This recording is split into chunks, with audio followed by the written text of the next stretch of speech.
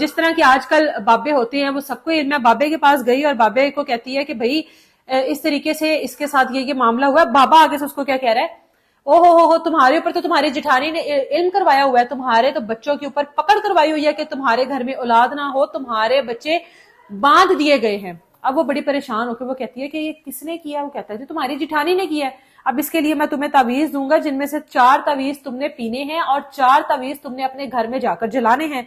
उसके बाद मैं तुम्हें बताऊंगा अगला अमल क्या करना है, अव्वल तो इसी से ही खैर हो जाएगी। बाबा जो है अच्छे खासी रकम बटोरता है, उसके बाद उसको तावीज देकर चलता करता है। अब ये घर आती है, तावीज पी भी लेती है जो बाबे ने बताए होते हैं, तावीज जला भी देती है और जिठानी का क्योंकि जहर बाबे ने उसके जहन में उगल दिया था, जिठानी से शदीद नफरत करने लग जाती है। और जिस अब्दुल हादी से मोहब्बत करती थी, जिस अब्दुल हादी को गोद में लेकर उसके साथ लाड प्यार करती थी, उससे भी शदीद नफरत करने लग जाती है।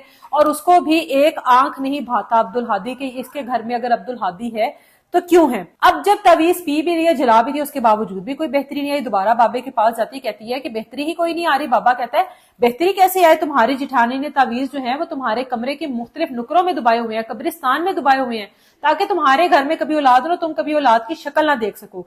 अब बाबे से पूछती है कि भाई इसका क्या हाल है, तो कहता है कि तुम ऐसा करो, अपनी जिठानी का जो बेटा है उसके बाल काटकर मैं तुम्हें एक ब्लेड दूंगा, मंत्र पढ़ के उस ब्लेड से तुमने बाल काट कर लाने हैं और उन बालों के ऊपर मैं इल्म करूंगा, फिर तुम्हारे घर में खैर हो जाएगी, तुम्हारे घर में बच्चा हो जाएगा।